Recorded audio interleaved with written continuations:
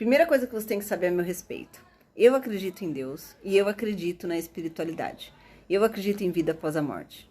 Mas veja bem, eu acredito. Eu não estou afirmando que isso exista, tá? Eu acredito que existe, do fundo do meu coração. Para mim tá fato. Mas como não há evidência de que isso existe, isso não é ciência. Entende? É diferente uma coisa da outra. Acreditar em algo não significa que aquilo foi comprovado pela ciência, com todas as metodologias que a ciência traz pra gente. E sabe de uma coisa? Não tem nada de errado em você acreditar em Deus e na espiritualidade. Não tem. Só não fale que isso é ciência. Esse é o ponto.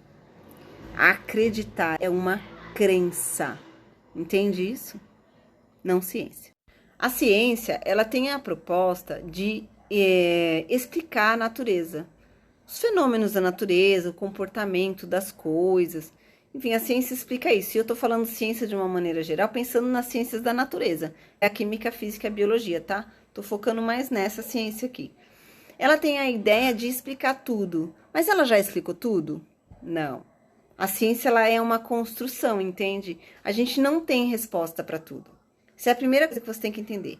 E é aí que mora o perigo.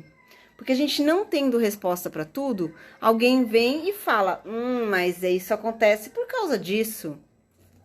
E aí você acaba que é influenciado por essa ideia que não foi comprovada cientificamente, por fazer sentido, por ser lógica, mas que não é real. É só uma ideia ou uma opinião de alguém. Opinião não tem valor. Hoje em dia a gente vive num mundo assim, ó, de ideias disseminadas que não fazem o menor sentido, mas que todos acreditam. Às vezes a pessoa que joga uma ideia, e ela é até bem intencionada, mas o resultado pode ser catastrófico. Eu vou dar um exemplo para vocês. Vocês já ouviram falar do coach quântico? Já?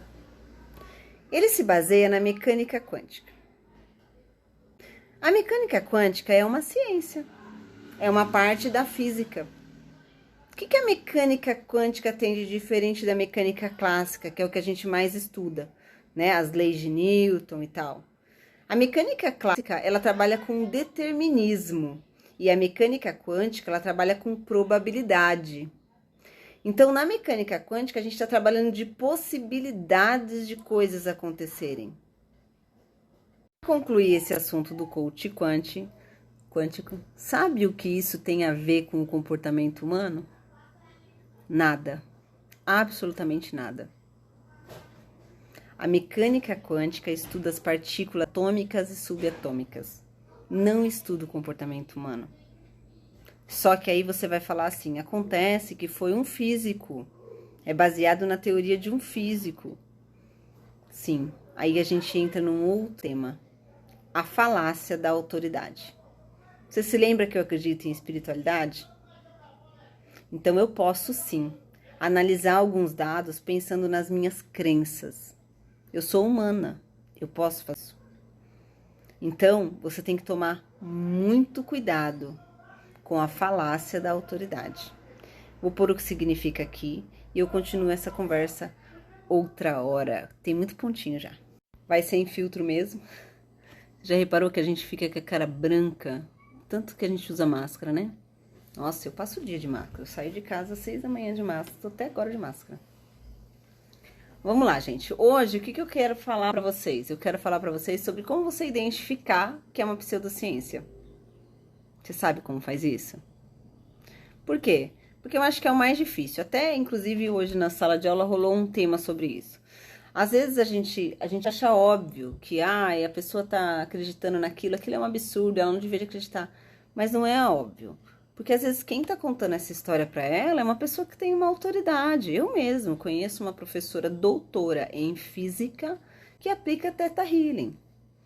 E Theta Healing é um charlatanismo assim, tipo coach quântico, sabe? No mesmo nível.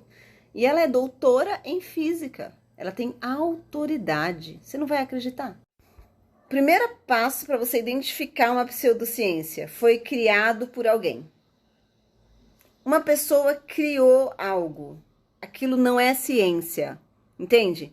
Não tem problema, já falei isso ontem, não tem problema existir crenças, desde que ela seja tratada como crença e não como ciência, entende? O problema são as coisas que são crença que são tratadas como ciência. Então, quando alguém cria algo, está errado. Não é ciência. Outro ponto, quando toda a teoria é baseada em uma coisa que aconteceu uma vez, é baseada em um fato isolado. Isso também, na maioria dos casos, observe, o que aconteceu foi um milagre. Não é que milagre não exista, você pode acreditar em milagre, eu deixo, tá bom? Mas você pode acreditar em milagre, não dizer que aquilo é ciência.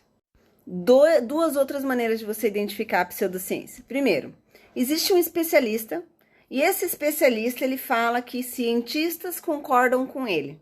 Eu vou dar o exemplo da Teta Healy. A especialista é a Viana Stibal, que por acaso ela foi condenada por fraude em vários lugares. E ela diz que o que ela faz, muitos cientistas concordam com ela. Especialista, ela não é cientista. Outra coisa que também é muito comum é que existem verdades absolutas, irretocáveis. E aí tem um problema, porque a ciência ela pode e deve ser questionada o tempo todo por outros cientistas. O modelo atômico está aí para explicar isso pra gente. Quantos modelos atômicos nós temos? 5? 6? E ele pode ser questionado mais uma vez e outro modelo pode surgir mais uma vez, e isso é ciência. As pseudociências também costumam negar algumas descobertas científicas que contradizem elas, entendeu? E aí tem uma coisa muito interessante que costuma se dizer que muito na área da saúde acontece, né? Eles falam que a experiência clínica às vezes vale mais do que a metodologia científica. E há uma discussão gigante dentro da medicina por causa disso. Então, o cara tá lá atendendo clinicamente 50 anos, então ele tem uma experiência em relação àquilo. Mas a evidência científica diz outra coisa. A evidência científica, ela é soberana. Entende? Por isso que existem metodologias. E a experiência clínica, ela não é soberana. Claro, gente, eu não sou médica, não é minha especialidade falar sobre isso. Tô pensando só na ciência e na metodologia da ciência. Então, quando a ciência diz que está errado e comprova isso a partir de métodos adequados, então está errado. Para ilustrar o caso da clínica e da evidência científica, eu tenho, por exemplo, comigo algumas observações sobre sala de aula. Por exemplo, segundo a minha pesquisa feita por mim mesma nos meus anos de aula, isso tem zero valor, eu acredito que os alunos não gostem muito de slides. Eles tendem a não prestar atenção quando eles têm que acompanhar uma imagem na tela. Por que eu tenho isso como observação? Porque todas as vezes em que eu abordei e usei essa metodologia, eu percebi em sala de aula que os alunos tendiam a não gostar daquilo ou a dormir mais, porque às vezes eles dormem em qualquer horário. Mas e aí, gente? Isso é científico? Não, não é científico. É só uma observação que eu faço. E eu posso estar completamente errada, porque isso pode ter acontecido só com o meu conteúdo na minha aula. Outra coisa que você tem que observar é que, às vezes, é baseado em um único estudo. Então, tem muita pseudociência baseada em um único estudo. E, às vezes, o estudo nem é bom, sabe? E, às vezes, o estudo ele é bem mascarado também, que é o caso da ivermectina, por exemplo. Ela é tida como certa, baseada em um estudo muito bom, mascarado muito bom. Você tem que entender disso para você perceber que ele não é bom. Então, as pessoas elas não sabem isso, elas não sabem como identificar, não é uma coisa fácil, entende? A ciência, realmente, ela parece que ela dá a sensação de que é para poucos, né? Mas não é para poucos, é para todo mundo. Todo mundo tem condições. Não negue essa possibilidade para você, tá bom? Então, era isso que eu ia falar hoje. Amanhã eu acho que eu vou vir falar um pouquinho de estudos mesmo, de como que eles funcionam e tal, para vocês começarem a construir isso na cabeça de vocês e entender melhor. Eu começo agora vou retornando ao tema de pseudociência, falando que correlação não é causalidade.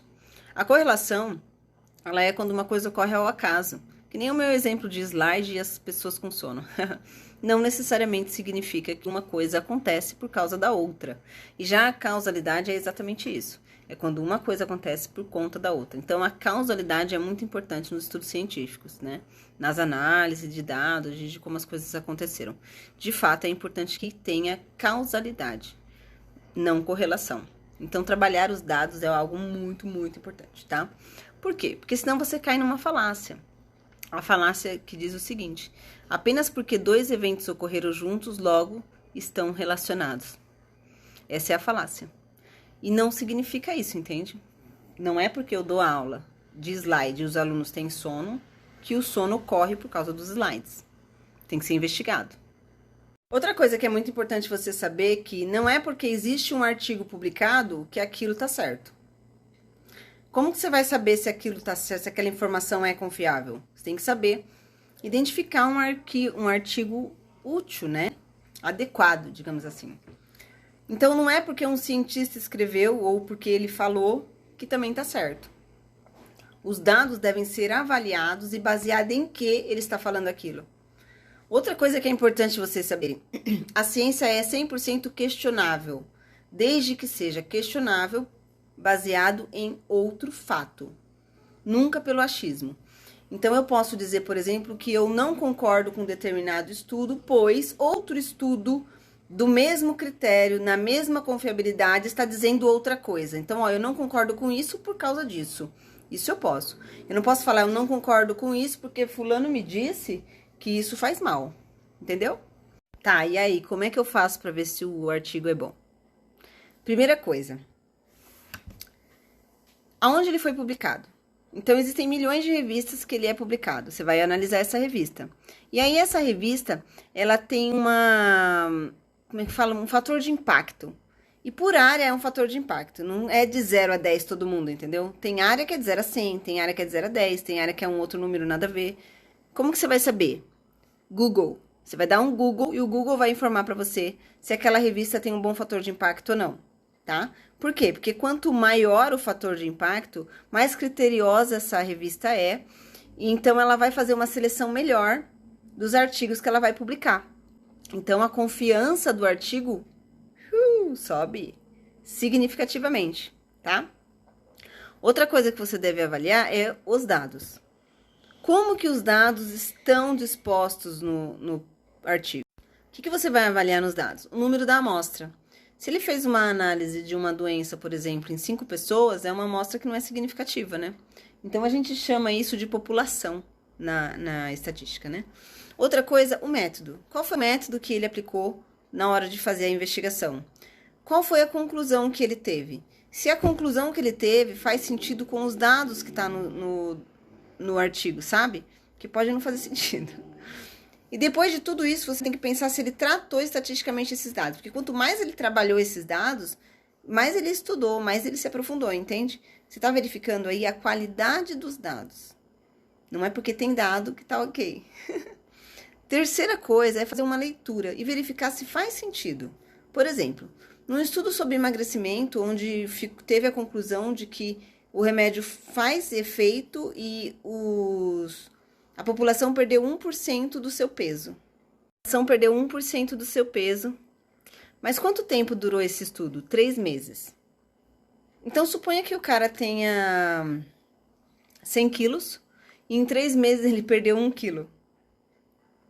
Entende que isso não é significativo? 1 quilo ele perderia à toa. Em menos de uma semana, numa dieta sem a medicação, entende? Então, você tem que avaliar se faz sentido. Porque às vezes a conclusão é boa, mas não tá fazendo sentido com o que ele tá buscando, né? E quais são os tipos de estudos que a gente tem aí por aí, que a gente conhece? Primeiro é a revisão da literatura. A revisão da literatura é o mais simples. Ele vai estudar um tema, por exemplo, hidrocarbonetos aromáticos policíclicos, meu estudo, em sedimento marinho. Então, eu vou pegar tudo que tem sobre sedimento marinho por aí, vou ler tudo aquilo e vou fazer um estudo sobre. O segundo método é a revisão por pares. E a revisão por pares, eu vou dar um exemplo para você, como se você fosse comprar uma roupa, né, e você experimentasse lá uma roupa no vestiário da loja. E e você gostou. Aí sua amiga tá lá com você, você vai lá e pergunta pra sua amiga, e sua amiga fala, pô, curti. A revisão por pares seria você chamar uma pessoa aleatória que tá ali, que não te conhece, que não sabe quem é você, que não tem pretensão de ganhar nada, isso não pode ser a vendedora, e pergunta, e aí, você gostou? E a pessoa fala, gostei ou não gostei. Isso é uma revisão por pares, tá? Você pede para alguém fazer uma revisão para você e essa pessoa não tem nenhuma ou qualquer relação com o estudo que você faça e nem nenhum tipo de sentimento em relação a você, né? Porque quando você vai fazer uma avaliação de um estudo, você quer que dê certo. Então, você pode ser tendencioso na sua conclusão. Então, para você não ser tendencioso, existem alguns mecanismos que a gente utiliza. Um deles é a revisão por pares, tá? Então, esse é um estudo melhor que a revisão. Tem um monte de método de estudo. Eu tô falando para vocês só alguns. Então, eu falei revisão da literatura, que é importante sim. É preciso fazer uma avaliação do que estão dizendo por aí, tá? Revisão por pares é muito importante para você não fazer seu estudo ficar tendencioso. É muito inteligente essa abordagem, diga-se de passagem. Aí a gente tem o duplo cego, que é um estudo que é utilizado principalmente, por exemplo, nas vacinas, que a gente viu bastante. Então, eles pegam uma população, dividem essa população em duas, e aí essa população, metade vai receber o placebo e a outra metade vai receber o ativo. E elas não sabem o que elas estão tomando. Isso que significa o seu duplo cego. São dois grupos que estão sendo testados e ambos os estudos não sabem o que eles estão testando. Então, esse estudo é muito bom para você fazer avaliação em medicação, em vacina, por exemplo. Ele é excelente, na verdade. Ele dá um resultado muito mais assertivo. E aí, um dos estudos mais importantes e mais top das galáxias são as meta-análises ou as revisões sistemáticas. Então, as revisões sistemáticas, eu vou dar um exemplo para vocês. Homeopatia funciona? Como é que eles vão fazer? Eles vão lá no Google das publicações, não nesse que a gente conhece, que tem uns específicos, e procurar homeopatia. Aí eles vão começar a selecionar qual foi mais citado, qual tem estudos de revisão, enfim, vocês vão fazer o maior, pegar o, como é que fala, o ouro relacionado à homeopatia. Aí daqueles 150, talvez reste 8, 10 artigos. Aí eles vão pegar esses 10 artigos, analisar todos os dados e fazer um dossiê sobre aqueles artigos. Esse dossiê é a meta-análise. Então, a meta-análise é o top. Quando passou por uma meta-análise e deu uma boa conclusão, é muito difícil você discordar. E para finalizar, não é a data que invalida um artigo, é o tipo de artigo. Então, se foi feita uma meta-análise confirmando algo sobre um determinado assunto e um outro artigo foi publicado discordando da meta-análise, esse outro artigo não tem valor. Mesmo que a meta-análise tenha sido feita há 5 anos atrás e esse artigo saiu agora. Se o tema for o mesmo, não tem valor. Por quê? Porque hierarquicamente a meta-análise está acima de um estudo simples, tá? Então, isso é importante. Então, não é a data que determina quão importante ele é. Não é porque saiu um estudo agora que ele é melhor do que a meta-análise do ano passado. Entendeu isso? Isso é muito importante. Outra coisa, a ciência te dá certezas? Não. Mas a ciência é a melhor forma de lidar com as incertezas. Essa é a melhor do dia.